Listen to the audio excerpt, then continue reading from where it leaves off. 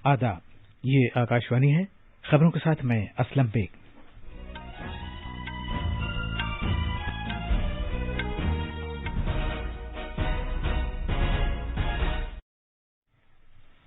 वज़ीर-ए-आज़म नरेंद्र मोदी ने आज 7 नई दिफाई कंपनियों को कौम के नाम वक्फ किया।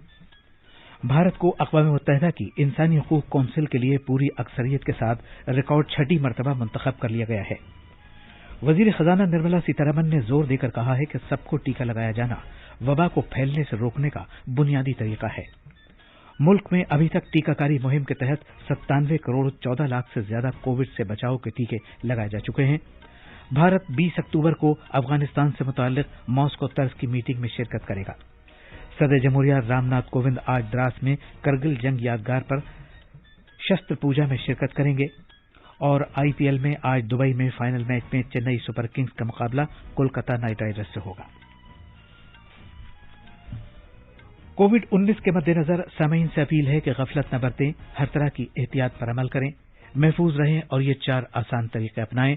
चेहरे पर मास्क लगाएं, जिस्मानी फासले के लिए 2 गज की दूरी बरकरार रखें, हाथ और चेहरा साफ रखने पर खास ध्यान दें और टीका लगवाएं।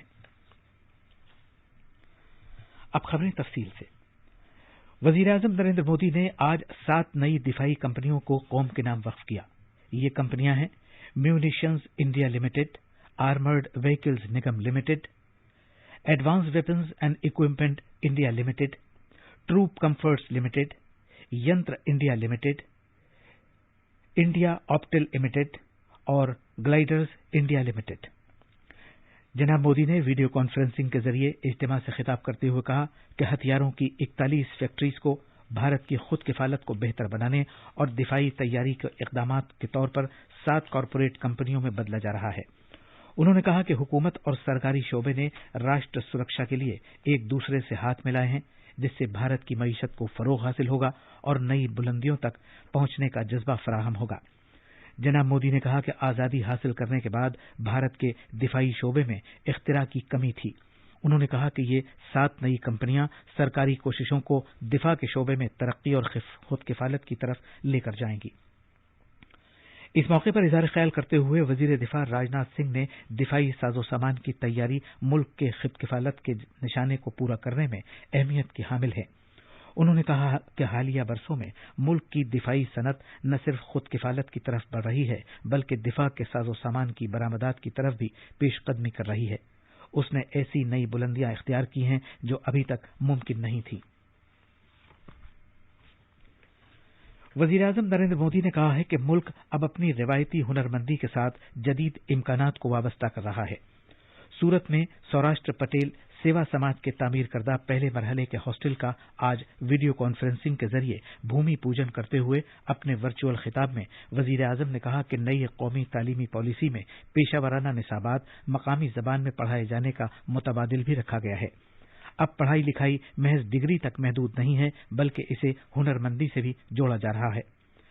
वज़ीर-ए-आज़म ने गुजरात के अवाम के जज्बे को सराहा और कहा कि ये उनके लिए फख्र की बात है कि समाजी तरक्की के कामों में गुजरात ने हमेशा पहल की है। उन्होंने इस मौके पर सरदार पटेल को याद किया और इस अजीम लीडर के कौल को दोहराया कि जात पात को कौमी तरक्की के कामों में रुकावट नहीं बनने देना चाहिए। वज़ीर-ए-आज़म ने सरदार पटेल के कौल को दोहराते हुए कि हम सब भारत के बेटा बेटी हैं, हम सभी को अपने मुल्क से मोहब्बत करनी चाहिए, हमें अपनी तकदीर आपसी मेल मोहब्बत और ताउन से बनानी चाहिए। वज़ीर-ए-आज़म ने कहा कि भारत अपनी आज़ादी के 75वें साल में है। नए अज़ाइम के साथ साथ इस अमृत काल से उन शख्सियतों को याद करने की तहरीक मिलती है जिन्होंने अवाम के शऊर को बेदार करने में बड़ा रोल अदा किया। उन्होंने कहा कि आज की नस्ल के लिए उन लोगों के बारे में जानना बहुत अहम है। वज़ीर-ए-आज़म ने वल्लभ विद्यानगर के बारे में भी इज़हार ख्याल किया। उन्होंने कहा कि इस जगह को इसलिए तरक्की दी गई है कि तालीम फैलाई जा सके और गांवों की तरक्की के कामों में तेजी लाई जा सके। उन्होंने वज़ीर आला के तौर पर गुजरात में खिदमत अंजाम देने के अपने तजुर्बात के बारे में बताया और कहा कि उनकी तरह कोई आदमी जिसकी कि सियासत में किसी जात की वजह से कोई बुनियाद न हो, उसे 2001 में अवाम ने रियासत की खिदमत करने का आशीर्वाद दिया। उन्होंने लोगों के आशीर्वाद की ताकत को सराहा, जिसकी वजह से वो रियासत की लगातार खिदमत करते रहे और बाद में उन्होंने पूरे मुल्क की खिदमत की और ये खिदमत अंजाम देते हुए उन्हें बगैर किसी वक्फे के 20 साल से ज्यादा का अरसा गुजर चुका है। انہوں نے کہا کہ سب کا ساتھ سب کا وکاس کی طاقت کیا ہے، میں نے یہ خود گجرات سے سیکھا ہے۔ انہوں نے اپنی یاد تازہ کرتے ہوئے کہا کہ پہلے گجرات میں اچھے اسکولوں کی کمی تھی، اچھی تعلیم کے لیے اساتذہ کی قلت تھی۔ وزیر اعظم نے بتایا کہ کس طرح لوگوں نے تال میل رکھتے ہوئے اس پریشانی کو حل کیا۔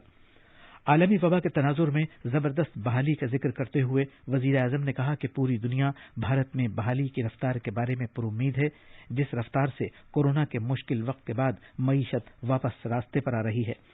انہوں نے ایک عالمی ادارے کا بھی ذکر کیا کہ بھارت ایک بار پھر دنیا میں سب سے تیزی سے ابھرتی ہوئی معیشت بننے والا ہے۔ بھارت کو زبردست اکثریت کے ساتھ ریکارڈ چھٹی مدت کے لیے اقوام متحدہ انسانی حقوق کونسل کے لیے پھر سے منتخب کیا گیا ہے۔ اقوام متحدہ میں بھارت کے مستقل مشن نے کہا ہے کہ بھارت عالمی سطح پر انسانی حقوق کے فروغ اور ان کے تحفظ کا مقصد حاصل کرنے کے تئیں کونسل کے ممبر ملکوں کے ساتھ مل کر کام کرنے کا پابند ہے۔ اس نے بھارت میں پھر اپنا اعتماد ظاہر کرنے پر اقوام متحدہ کے ممبر ملکوں کا شکریہ ادا کیا۔ بھارتی مشن نے کہا کہ وہ سمان، سمواد اور سہیوگ کے ذریعے انسانی حقوق کے تحفظ اور انہیں فروغ دینے کے لیے کام کرتا رہے گا۔ بھارت نے نائب صدر جمہوریہ ایم وینکیا نائیڈو کے اروناچل پردیش کے دورے پر چین کی مخالفت کو مسترد کر دیا ہے۔ وزارت خارجہ کے ترجمان ارندم باگچی نے نئی دلی میں نامہ نگاروں سے بات کرتے ہوئے کہا کہ اروناچل پردیش بھارت کا اٹوٹ اور لازمی حصہ ہے۔ ترجمان نے کہا کہ بھارتی رہنما اسی طرح وقتاً فوقتاً اروناچل پردیش ریاست کا دورہ کرتے ہیں جیسا کہ وہ ملک کی کسی بھی دیگر ریاست میں جاتے ہیں۔ انہوں نے کہا کہ بھارتی لیڈروں کے اپنے ہی ملک کی ریاست کے دورے پر اعتراض کا کوئی جواز نہیں ہے۔ بھوٹان چین سرحدی مذاکرات میں تیزی لانے کی خاطر 3 نکاتی خاکے پر بھوٹان اور چین کی جانب سے ایک مفاہمت نامے پر دستخط کیے جانے کے معاملے پر ترجمان نے کہا کہ بھارت اس بات سے واقف ہے کہ یہ دونوں ملک سرحدی مذاکرات کرتے رہیں گے۔ ایک اور سوال کے جواب میں جناب باگچی نے کہا کہ بھارت اس مہینے کی 20 تاریخ کو افغانستان کے بارے میں ماسکو فارمیٹ میٹنگ میں شرکت کرے گا۔ افغانستان میں طالبان کے قبضے کے بعد سے ماسکو فارمیٹ کی یہ پہلی میٹنگ ہوگی۔ اس کا آغاز صلاح مشورے کے لیے 6 فریقی طریقہ کار کے طور پر 2017 میں کیا گیا تھا۔ اس میں افغانستان، چین، پاکستان، ایران، بھارت اور روس کے نمائندے شامل ہیں۔ وزیر دفاع راجناتھ سنگھ نے کہا ہے کہ سرکار نے مسلح افواج میں خواتین کی مساویانہ شرکت کو یقینی بنانے کی خاطر ایک نیا راستہ اختیار کیا ہے۔ مسلح افواج میں خواتین کے رول پر شنگھائی تعاون تنظیم کے ویبینار میں اپنے افتتاحی خطاب میں انہوں نے کہا کہ خواتین 100 سال سے زیادہ عرصے سے انڈین ملٹری نرسنگ سروس میں پوری شان کے ساتھ کام کر رہی ہیں۔ صدر جمہوریہ رام ناتھ کووند آج لداخ کے دراس میں جوانوں کے ساتھ دسہرہ منائیں گے۔ وہ لداخ اور جموں کشمیر کے 2 دن کے دورے پر گئے ہوئے ہیں۔ صدر جمہوریہ آج اپنے دورے کے دوسرے دن دراس میں کرگل جنگی یادگار پر گل دائرہ نظر کریں گے۔ وزیر خزانہ نرملا سیتارمن نے کم خرچ پر تمام لوگوں کے ٹیکہ لگائے جانے پر زور دیا ہے کیونکہ اب دنیا وبا کی صورتحال سے نکل کر تیزی سے صحت یابی اور ترقی کی طرف آنا چاہتی ہے۔ ملک میں قومی ٹیکہ کاری مہم کے تحت اب تک کووڈ-19 کے 97 کروڑ 14 لاکھ سے زیادہ ٹیکے لگائے جا چکے ہیں۔ صحت کی وزارت نے کہا ہے کہ کل 30 لاکھ 26 ہزار سے زیادہ ٹیکے لگائے گئے۔ بھارت میں گزشتہ 24 گھنٹے میں 16 ہزار نئے معاملات کی اطلاع ملی ہے۔ آج پورے ملک میں وجے دشمی یا دسہرہ منایا جا رہا ہے۔ یہ تہوار راون پر بھگوان رام کی فتح کی یاد میں منایا جاتا ہے جو برائی پر اچھائی کی علامت ہے۔ اس کے ساتھ ہی نوراتری اور درگا پوجا تقریبات بھی اختتام پذیر ہو رہی ہیں۔ صدر جمہوریہ رام ناتھ کووند، نائب صدر ایم وینکیا نائیڈو اور وزیر اعظم نے اس موقع پر عوام کو مبارکباد دی ہے۔ آج دبئی میں آئی پی ایل کرکٹ کے فائنل میں کولکتہ نائٹ رائڈرز کا مقابلہ چنئی سپر کنگ سے ہوگا۔ یہ میچ شام 7:30 بجے شروع ہوگا۔ اور آخر میں اہم خبروں کی سرخیاں ایک بار پھر۔ وزیر اعظم نریندر مودی نے آج 7 نئی دفاعی کمپنیوں کو قوم کے نام وقف کیا۔ بھارت کو اقوام متحدہ کی انسانی حقوق کونسل کے لیے پوری اکثریت کے ساتھ ریکارڈ 6 مرتبہ منتخب کر لیا گیا ہے۔ وزیر خزانہ نرملا سیتارمن نے زور دے کر کہا ہے کہ سب کو ٹیکہ لگایا جانا وبا کو پھیلنے سے روکنے کا بنیادی طریقہ ہے۔ بھارت 20 اکتوبر کو افغانستان سے متعلق ماسکو طرز کی میٹنگ میں شرکت کرے گا۔ اسی کے ساتھ خبروں کا یہ بلٹن ختم ہوا۔